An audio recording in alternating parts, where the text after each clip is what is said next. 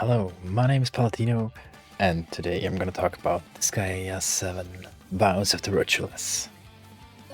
Alright, this is gonna be a rambly one. We have an update history, which is not very helpful, but there is one. I'm not gonna continue. And as you see, I haven't played in a while, but I prepared.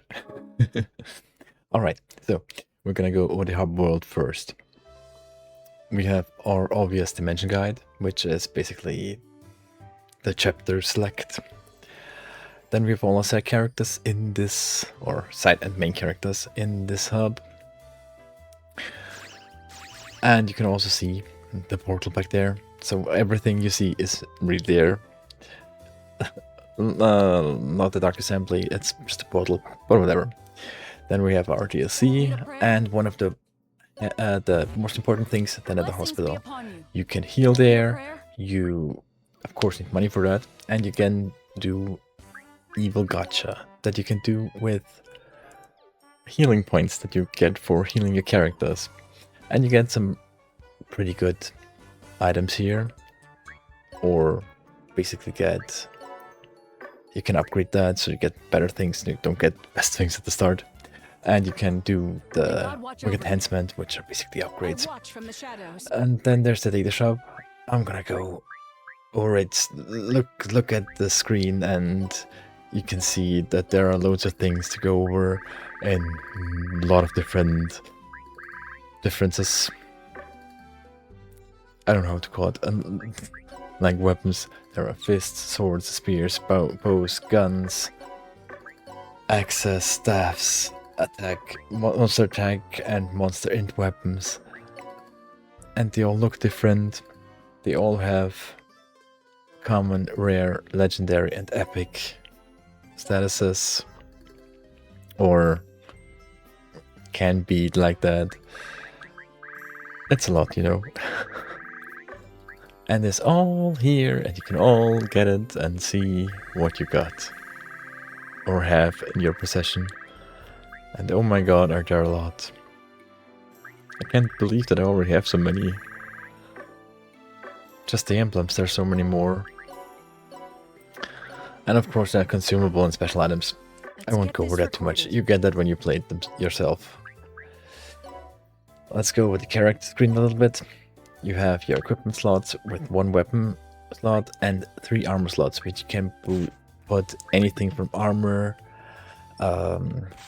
the other accessories and shoes and stuff. You can basically put 3 armors there. It's not limited to 1 of each. You can get a character who has a lot of health, a character who has a lot of SP, a character with just defense. There's also the weapon mastery in the middle there, which is for every different weapon and how good you work with the weapon. Then we have our abilities, where there are 2 uniques and a few that you can actually change out pretty much, or are not unique to your character. They are very helpful and very good.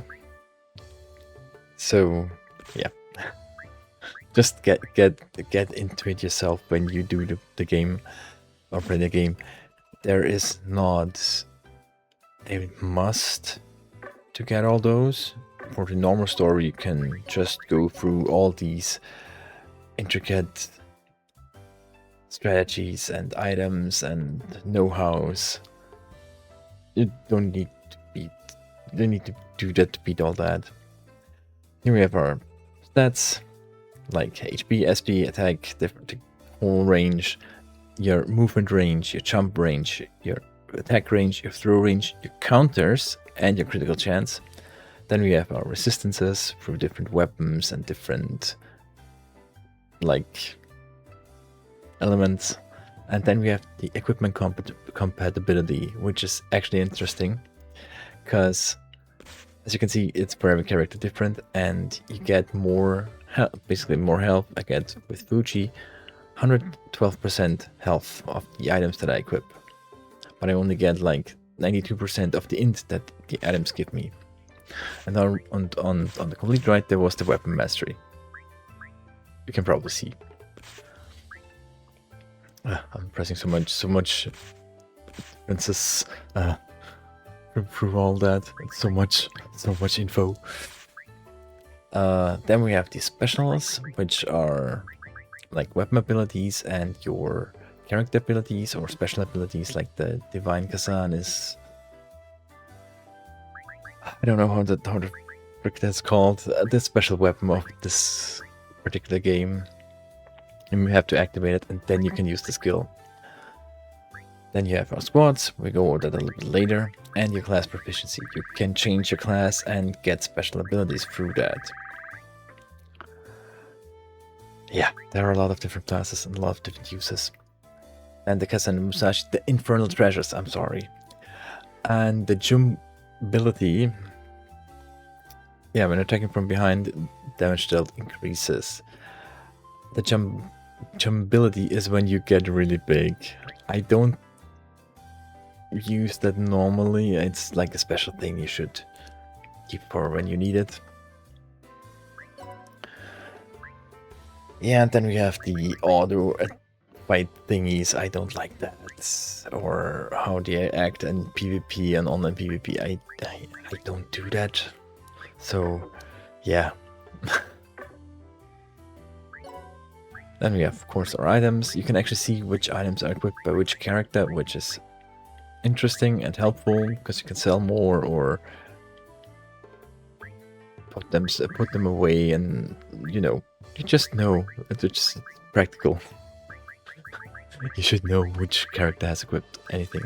But you also see how the weapon looks like, which is interesting and cool. I like that.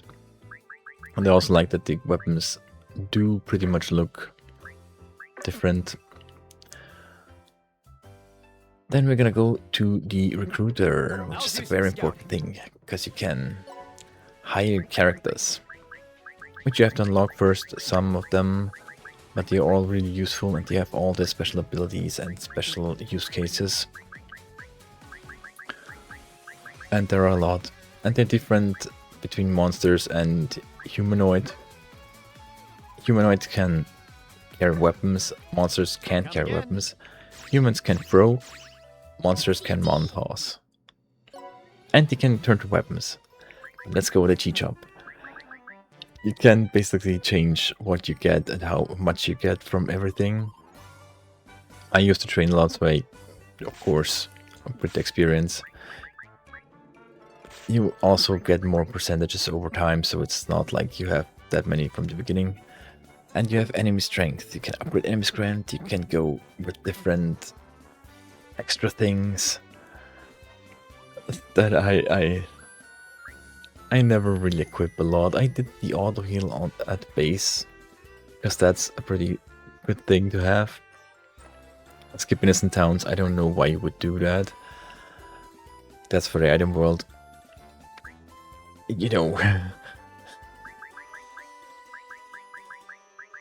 And the skip gate confirmation is also a good thing, because you can not want to skip that section and just run an accident. And there are like the hardening things and auto sell things, the usual stuff for the really long times you play this game. Then the quest shop. There are lots of different quests that are redoable, and some one-time quests, like when you unlock something. I like a lot again. There's so much to talk about. And we're not even inside the game yet, pretty much. Yeah, you see the gray ones, they can't be redone, but they're also like things you redo. Not a lot. And the shop, you can buy weapons, it's helpful. And you need to, of course, upgrade the shop to get better weapons and stuff. And you also need to rank up and buy extra stuff to get some. There's a skill shop, you can enhance skills, you can learn abilities, and you can convert abilities. Yeah, oh my god, there's a lot. I'm basically just upgrading You need mana for that. Mana you get from killing enemies. Then squad shop.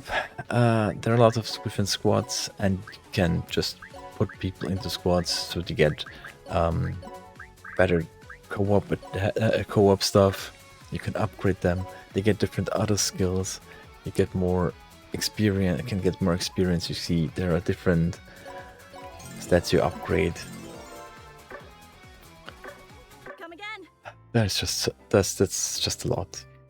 And direct battle shop, which is PvP and other things. I don't do the online things. I like my game simple. It's not simple.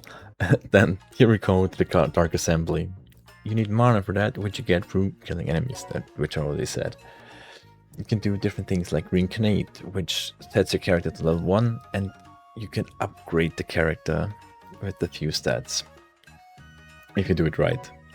You can also change the color of the characters, like Fuji doesn't normally look this blue, he's normally red, black. You can upgrade the character, jumping high, go further, better throwing arm. You can get a counter upgrade. But those are usually harder to get, all of those. There are really expensive uses. You can unlock special stages, you can unlock characters, you can unlock so much. I'm gonna show you one of those so you can see how that runs down. I think I'm gonna take off the glasses. That's pretty inconsequential, and you usually win that. Because if you don't win, you either have to give up or you have to fight the Senate. Which is hard at the beginning, but it gets easier because they usually don't have equipment. So you can just get stronger through equipment. Stronger than them through equipment. Okay, so Fuji doesn't have his glasses on anymore. I'll show you the way, dude. Yeah. You can also have the sumo list here. What am I doing? Yeah, sumo list. That's basically all the senators and people of what they want from you, what they have for you, like how they like you, if they're gonna go either on your side or against you. You can still beat them up after. You see the difference in levels. There are some 700, there are 500, there was just level 7. You can actually put your own characters into the Senate. But the bad thing is they can vote against you and then you have to fight them. Which can get pretty bad. Like my characters are 1500, the stronger one. And if I have to fight her, that's gonna be bad. Item World Researcher is basically an automatic item world research, which is not very good in my opinion. It's just item farming. And some other things. You don't get experience much from it. You just get the items of the same level that you put in.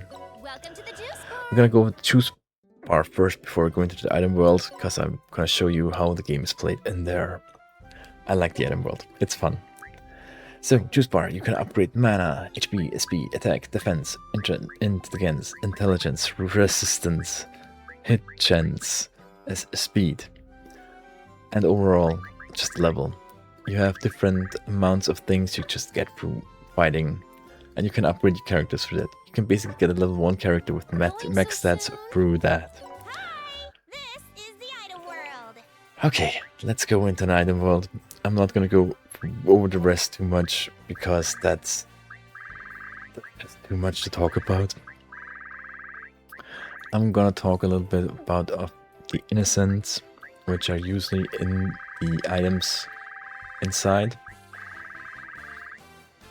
And the innocent gives the stats upgrades in the weapons or items.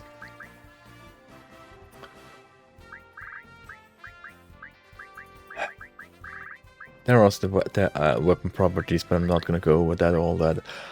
I am not too sure about that right now myself. There are also, in a sense, you can upgrade your experience that you get from enemies, your mana, how good you wield a weapon, how good you wield armor. You know, for basically every stat you can have an innocent in a weapon or an armor that can give you something. And you can already see I have a few weapons upgraded. I'm trying to get a good one, searching for a good one that I can go inside and have good use from it.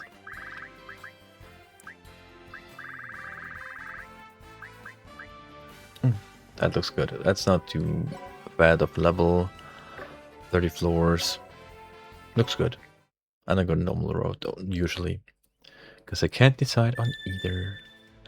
Here we have the board guys. The board guys are basically upgrades for mana or health, or not health, mana or money. Okay, I let the fighting or the gameplay in the background and go a little bit over the overall story or the feel of the game, because this game is pretty self-aware. The whole game is pretty self-aware. They know they have leveling like system, and they know they have different classes and all that, which sometimes breaks the fourth wall. But it's just so freaking funny often, or most of the times. This is a staple of the series. Like, I remember in the second game, the two main characters argue a little bit, and one says to the other, "What's your goal in life? Do you want to get level 1 million or something in that lane?" And that was just such a funny fourth wall break for me. I died. Okay, but let's stay in Disgaea 7 story. Destroy. Osaki. So, Osaki. the main two characters are Perilika and Fuji. Which, if you listen to Fuji, he always talks about money.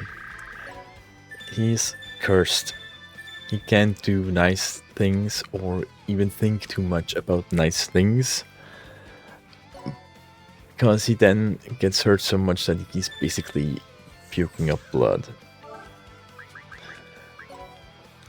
And he can't break the curse. So he always has to do everything he does for money. He also needs money because his little daughter is super strong. Super strong. If I remember correctly, you get her in the end game, or like, I think it's end game after the end boss of the main story. You can get her, and she's already level 1000. So, yeah, she destroys things on accident. Fuji, the good guy as he is, wants to, of course, pay for the damages, and that's why he needs money, which also helps him not puke up blood, because everything he does for money. And Perilika is, without spoilers, I would say a tourist, and she finds Fuji and just wants to be protected and wants to see the world here, which is strongly Japanese, which is the theme of this game. And she basically says everything wrong. Like, instead of sushi, she says sashi. What else does she say? I don't remember even all of them. There are just so many wrong. And even Fuji always, at first he always tries to make her say the right thing, but at some point he didn't care anymore.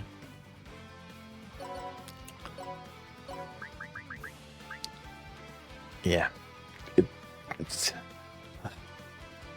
the story is complicated sometimes, but it's a very funny story. And here I'm using the Hell mode, which basically gets the Infernal Treasure, so I can use the Infernal Treasure. Did I mention that this game is a little bit overboard with their animations sometimes? Like, one of the main characters in the previous game that you can get for DLC literally summons a meteor and ranges down. Or I think Flauncilla. She basically, I don't know if she has the robot here or she has whatever strange superhero stuff with robots and costumes. Just overdrive. I should probably go a little bit over the game mechanics now. Think you can beat me? Like, moving is of course in a grid, and it's not much to explain. Every skill has a certain range. You have some ranges you can change yourself, or some ranges you have free in a certain Okay, here I go. range.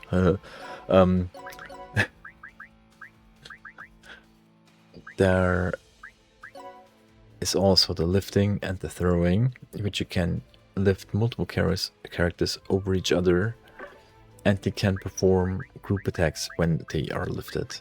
And the best basic of the lifting is only one character, the lowest one, can be attacked, which is very, very, very handy. There's also the Montos, which you can toss basically. But you can't just grab one and help with the attacks, so you always have to toss them directly. You can usually redo the attacks, or not redo, change the pattern what you did. Like, you can do a special attack or throw, and you threw wrong, you can go back. Except if you execute your attack or end your turn, of course. Then everything is played out, and that's what the turn was then. Okay, here I have the problem there. I try not to use any male characters because I get more level bonus for the weapon if I don't use any male characters. My apologies. Which is just fun to do, some of those.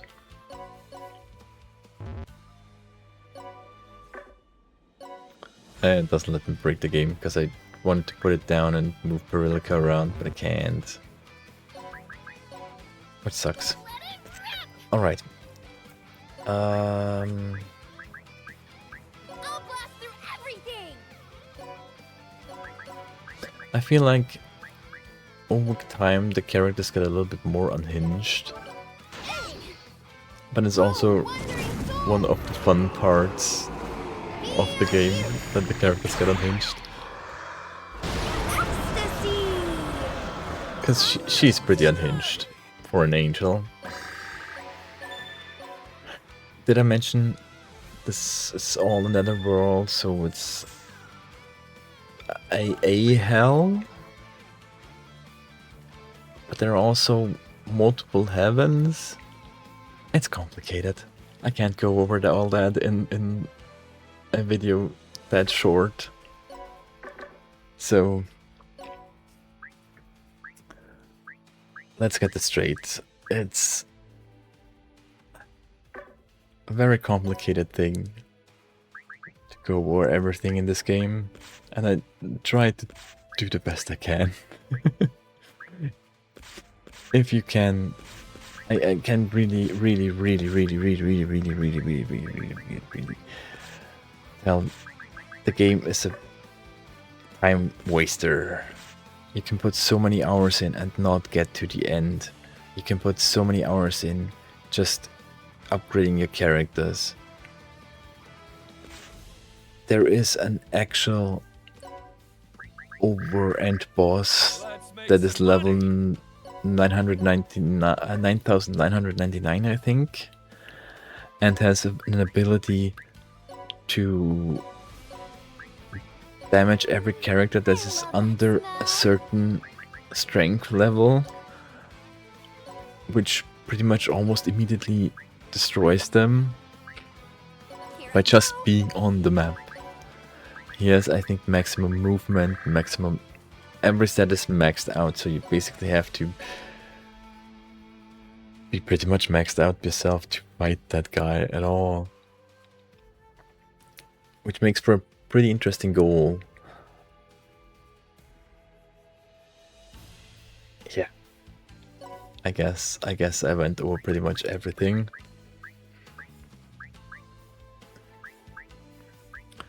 There are a lot of smaller but deeper mechanics like the combos. You can stack execute attacks right in the same execution, basically. And if you do more of them in one go, you get a higher combo level, and the higher combo level you do a little bit more damage, but it stacks up. So you can not exactly sacrifice, but use characters that are not as strong as free combo attacks to get your stronger character to finish the enemy off if you struggle to beat one, or so I would say. Like that's a deeper mechanic that you don't need to use per se, but it is helpful in some instances. Or like the lifting attacks that, as I said, all the characters who are in the lift attack get experience from the enemy, get a little bit of the mana from the enemy. So it's a tool to upgrade weaker characters. Sorry. I don't know what else to talk about. Yeah, I should probably call it quits here and go to the tier list. I am not prepared because I haven't put it in now. Very fortunately, I am too stupid to do anything right now today. There was just so much info at once. Let me just quick put it in.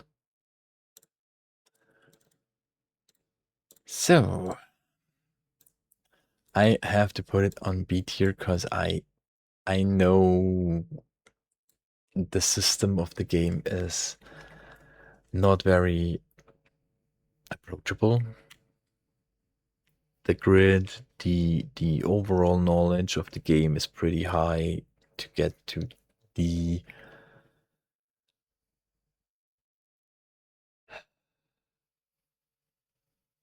ceiling of what you can basically get. It is a lot to find out and to learn for the game, and it's a lot of time consuming. You can save after